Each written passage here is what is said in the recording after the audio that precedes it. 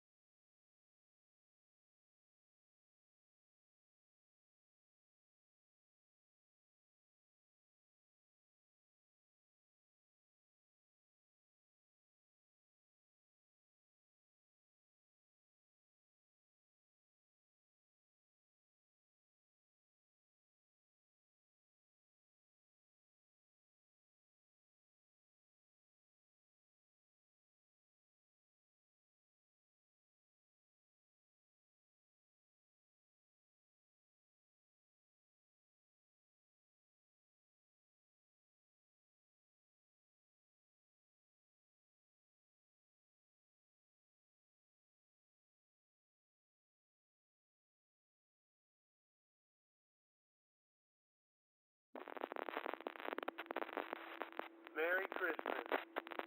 Good evening, and welcome to the Cuyahoga Falls Amateur Radio Club's Monday evening transmission of Amateur Radio Newsline. My name is Russ, and my call is KD8VYT. But for this presentation of Newsline, I will be using the club call Whiskey 8 Victor Papa Victor.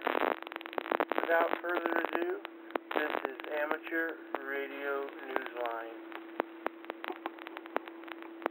Amateur Radio Newsline report number 2408 with a release date of Friday, December 22nd, 2023. To follow in 5, 4, 3, 2, 1. The following is a QST. Hams help restore a broadcast station signal. A campus in India becomes an emergency response hub. And once again, Newsline's holiday gift to listeners around the world. All this and more as Amateur Radio Newsline report number 2408 comes your way right now. Ho, ho, ho! From around the world, this is Newsline, amateur radio's independent on-the-air news and bulletin service. Now, reporting from Union, Kentucky, here's Neil Rapp, WB9BPG. We begin this week with another story of amateurs to the rescue. Hams know that without an antenna, a station has no voice. So when a small broadcast station in Northern California needed help, amateur radio was there. Kip Peterson, KC0DGY, picks up the story from here. Because of amateur radio, a community radio station, KNYO, is going to start the coming year very differently from the way it did this year. 11 months ago, the low-power FM station in Fort Bragg, California, lost its antenna after the collapse of a 70-foot pine tree which was being used as its tower. The FCC authorized a temporary fix that authorized the antenna to be installed on a mast one-third that height, putting the all-volunteer station back in the air. Then, an October thunderstorm struck, and the signal went silent again. That's when Hams from the Mendocino County Amateur Radio Communications Service, NC6MC, stepped in. After station volunteers could not determine what had gone wrong, the club's president, Derek Hoyle, KE6EBZ, sent over a team to help investigate. The Hams discovers the antenna had been struck by lightning in the storm. The lightning arrestor was damaged, and several connectors had been knocked out. Repairs quickly got underway. In a commentary posted on the RadioWorld.com website this month, the station's manager, Bob Young, publicly thanked the Hams for using their amateur radio expertise to restore the community's voice.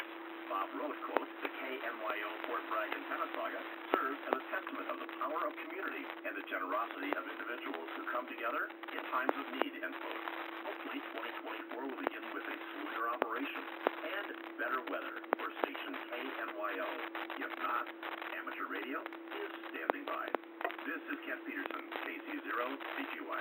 The excitement over the launch of Ireland's first satellite gained a great deal of momentum from a contest the European Space Agency launched at the same time. Who would receive its first signal? Jeremy Boot, G4NGH, tells us because the results are in.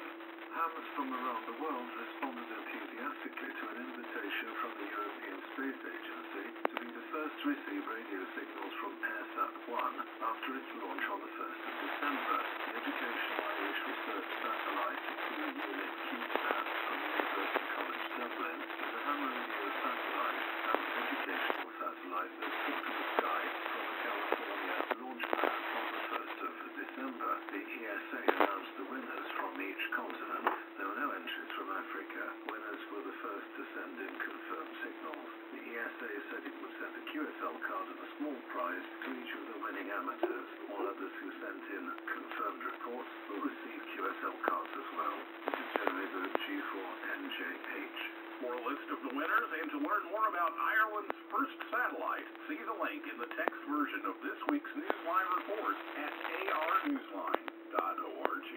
A former president of Radio Amateurs of Canada has become a silent key. We have the details from Jeremy Boot, G4NJH. Radio Amateurs of Canada has announced the death of a former president, Daniel Lamoureux, V2KA, who became a silent key on the 2nd of December. Daniel's tenure with the RAC roles on the administrative and financial committees. He'd also served earlier on the school selection committee for ARIS and was active supporting the growth of amateur radio in space and amateur satellites in Canada. Daniel was also active on the local level, serving from the mid-20th century to the early 21st as president of the RAQI, Radio Amateur du Québec, Inc. He was 79. This is Jeremy Bucci for NJH. As NASA advances toward using laser light instead of radio to enable more rapid, efficient deep space communications, a Jet Propulsion Lab scientist, Tabby Cat, helped prove that this option has real possibilities. A 15-second ultra-high-definition video of the cat named Taters was successfully beamed from NASA's Psyche spacecraft earlier this month, traveling 19 million miles, or 30 million kilometers, in less than 2 minutes to Caltech's Palomar Observatory. The images traveled at 267 megabits per second, the maximum rate. Scientists praised both the speed and the quality of the video, which was transmitted on the 11th of December. NASA recently released the images, pleased that the experiment achieved its goal to show that data can be sent from space at rates that are more than 100 times greater than radio systems now in use on spacecraft. Of course, no one asked for Tater's opinion about laser, but the cat's feelings were evident from the video. The graphics contained in the images displayed the cat's heart rate, color, and breed, while showing Taters engaged in a favorite activity, chasing a beam of light from one else, a red laser pointer. The campus of a technical institute in one part of coastal India is now a hub for emergency communication. Graham Kemp, VK4BB, takes us to the scene. An amateur radio project at the National Institute of Technology, Cuyahoga, has transformed the campus into an important nexus for ham radio emergency response in the coastal area of the Dakshina Kannada district in the Indian state of Karnataka. The cutting-edge resource is known by the acronym SEARCH, standing for System for Emergency Assistance, Response and Communication Hub. A dedication ceremony held on December 11 showcased a variety of antennas, including the Beam HF antenna, Spider Beam HF antenna, Tri-band JK Yagi antenna, and dual-band VHF UHF diamond antenna, among others. The Control and Command Center for Communications is housed by a number of nearby units of portable container housing. Many faculty members, including those in transdisciplinary research and development, helped bring the project to fruition with help from the Mangalore Amateur Radio Club and hams in Manipal and elsewhere. Students and staff at the Institute will be able to get on the air using Amateur Radio Club call signs VU2REC and the contest team call sign AT3K. In an announcement he provided to Newsline, Prithvi Raj Umesh, assistant professor in charge of the transdisciplinary R&D, said the roles of the search project are not limited to disaster response. It will be an educational hub that is also capable of providing coastal regulation zone officials with data that will aid environmental management decisions. The system has various applications built in that monitor water and air quality and observe such conditions as erosion. This is Graham Kemp, VK4BB. When it comes to radio, there's often very little gap between the amateur and professional realms. When it comes to radio, there's often very little gap between the amateur and professional realms. A short video created by two hams about two-way radio systems for business use is making the rounds of social media, shedding the kind of light that hams find useful too, as we hear from Patrick Clark, K8TAC. Executive producer Mark Abrams, W816PB, co-producer Mark Lidica, KU6TNM, and producer-director Keith Solomon color 15-minute video, The History of Two-Way Radios. It gives a glimpse into the earliest personal handheld radios of the 20th century, the evolution of repeaters, and ultimately, the development of networked and trunked repeaters. The narrative combines a technical overview with a short history lesson. It screened in September at the Cannes Corporate Media and TV Film Festival, garnered it a Silver Dolphin Award, one of the festival's top corporate media honors. No, it's not a full-fledged theatrical film, but it does feature some minor moments, including a cameo appearance by Bigfoot, so clearly the dialogue is not just talk about tech. Mark Lidica told Newsline in an email that a video story of the modern network mobile relay associates holds particular interest for amateurs, especially as HTs increasingly make use of the digital modes. He said, quote, "It has been a mystery to most hams, and it was one of our focuses to make the concept more understandable." The YouTube video can be seen following the link in the text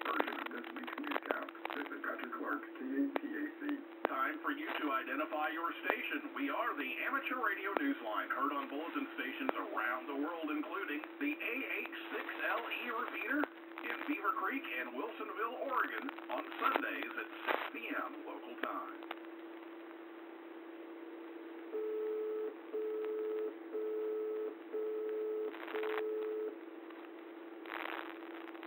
Presenters are needed to discuss the challenges of amateur radio and digital communication for attendees at a February conference in Utah. Andy Morrison, K9AWM, tells us what the organizers have planned.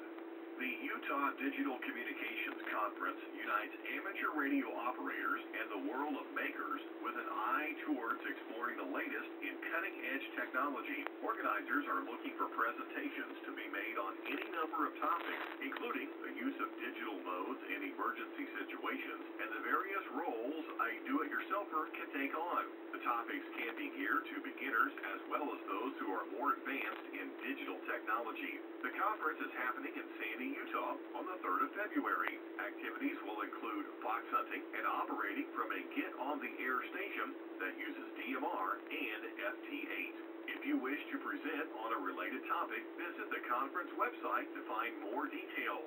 The link is in the text version of this week's newscast at arnewsline.org. I'm Andy Morrison, K9AWM. Although we're still finishing up 2023, a group of de-expeditioners is already making big plans for 2024, and their island destination isn't exactly rough wilderness. We hear about it from John Williams, VK4 JJW. Vanuatu has everything a traveling amateur could want. A beachfront for activating, scenic views, and, well, an airport served by commercial airliners, along with luxury rental housing and electric service. The Southwest Pacific country is popular with DX hunters, however, and the YJD expedition is heading there to Efate Island in October of next year. The team leader, Van Herridge, N4VGE, is accepting applications for the 14-day trip, which is being timed to coincide with the CQWWDX phone contest on October 26th and 27th. The group is looking for 3 or 4 more experienced amateurs, and yes, spouses are welcome. Per person cost for the group of 8 is expected to be less than $5,000 and includes the cost of housing, insurance, meals, a car, and of course a round-trip flight. For details, send an email to Van at vanherridge@gmail.com. That's VANHERRIDGE@gmail.com. This is John Williams, VK4JJW. The Bouvet Island 3Y0KD expedition set for January 2025 will have a 3-person team of operators and a 4-person support team during its 21 days on this coveted DX island. But there is yet another way to get involved in being on the air with the Bouvet Island team. Jim Meechan, ZL2BHF, explains. The Bouvet Island D-Expedition is adding remote operation to its plans for this very remote island. The team announced on its website that veteran D-Expeditioner George AA7JB will be involved with the remote operating team and will design, test, and provide the radio system and power supply. The remote operators will be able to activate on the 30-meter to 10-meter bands. The team is looking for CW and FT8 ops with remote station operating experience. The long trip to the island is not required for this activation. If you are interested, contact Kenneth Oxcar, LA7GIA, by email at kenneth@opskar.no. This is Jim Meechan, ZL2BHF. In the world of DX, listen for Luca IV3JVJ and Ivan IK3ZAQ operating as 3B9AT from Rodriguez Island, IOTA number AF017, between the 27th of December and the 6th of January. They will operate sideband CW and FT8 on 80 through 10 meters, CQRZ.com for QSL details. Michelle F8GGZ will be on the air as TM100GE on the 22nd to the 31st of December. The special call sign is in recognition of the 100th anniversary of the death of French civil engineer Gustave Eiffel, for whom the tower in Paris is name. He is also known for his involvement in the construction of the Statue of Liberty in New York City. QSL via the Bureau. Listen for Gert, PA2LO, operating as J8TT from St. Vincent, IOTA number NA109 from the 26th of December to the 5th of January. He will operate sideband, CW, and digital modes on 40 through 6 meters. See QRZ.com for QSL details. Edmondo VA3ITA will be on the air holiday style as PJ7-VA3ITA from St. Martin, IOTA number NA105 on the 24th through the 31st of December. He will operate sideband at the digital modes on 40 through 10 meters, QSL via Logbook of the World only. The Newsline family, like many families, has its holiday tradition. Once again this year, we'd like to share a treasured one with our listeners, along with our best wishes for this festive season and the days beyond. It's the poem The Night Before Christmas Shack, adapted from Clement Clark Moore's classic A Visit from St. Nicholas by an unknown author. It is brought to life and to your ears by Newsline's own Jim Dameron, N8 TMW. 'Twas the night before Christmas, and all through the shack the rig was turned off and the mic cord lay slack. The antenna rotor had made its last turn. The tubes in the linear had long ceased to burn. I sat there relaxing and took off my specs, preparing to daydream of Armchair DX. When suddenly, outside, I heard such a sound, I dashed out the door to see what was around. The moon shone down brightly and lighted the night. For sure, propagation for the low bands was right. I peered toward the roof where I heard all the racket, and there was some guy in a red fur-trimmed jacket. I stood there, perplexed, in a manner quite giddy. Just who was this stranger? Did it? He looked very much like an FCC guy who'd come to check up on some bad TVI. I shouted to him, "Oh man, QRZ! Hey, you by the chimney all dressed up in red." I suddenly knew when I heard sleigh bells jingle. The guy on the rooftop was Jolly Kris Kringle. He had a big sack full of amateur gear, which was a big load for his prancing reindeer, transmitters, receivers for cabinets and racks, some meters and scopes, and a lot of coax. He said not a word till he finished his work. He picked up his sack and he turned with a jerk. As he leaped to his sleigh, he shouted with glee, and I knew in a moment he'd be QRT. I heard him transmit as he flew o'er the trees, "Merry Christmas to all, and to all 73. Ho, ho, ho, ho. Reporting for Amateur Radio Newsline, I'm Jim Dameron, N8TNW. Earlier this year, Newsline launched its Haiku Challenge, inviting listeners to share their impressions, thoughts, and experiences in amateur radio by using the traditional form of Japanese poetry. This is a just-for-fun kind of challenge because bringing you the news shouldn't be serious business all the time, right? Our Newsline crew is now looking over the group of winners chosen for each week thus far, and next week we will announce the top haiku among them. The author will have the option of reading it on the newscast, or if they'd rather not, we'll read it on the air for them. Be listening. Meanwhile, if you're inspired to write a haiku this week, please submit it. We will include it in our selection of haikus for 2024. Follow the rules on our website at arnewsline.org. With thanks to Amateur Radio Daily, ARRL, CQ Magazine, David BR, K7DB, 425DX News, Radio Amateurs of Canada, shortwaveradio.de, Wireless Institute of Australia, Van Heritage, N4VGE, YouTube, and you, our listeners, that's all from the Amateur Radio Newsline. We remind our listeners that Amateur Radio Newsline is an all-volunteer, non-profit organization that incurs expenses for its continued operation. If you wish to support us, please visit our website at arnewsline.org and know that we appreciate you all. We also remind our listeners that if you like our newscast, please leave us a 5-star rating wherever you subscribe to us. For now, with Karen E. Murray, KD2GUT at the news desk in New York, and our news team worldwide, I'm Neil Rapp, WB9VPG in Union, Kentucky, saying 7-3, and as always, we thank you for listening. Amateur Radio Newsline is copyright 2023, all rights reserved. This concludes our Monday evening transmissions of Amateur Radio Newsline. Net to start in about 9 minutes. Merry Christmas, everyone. W8VPV. Repeater PL110.9.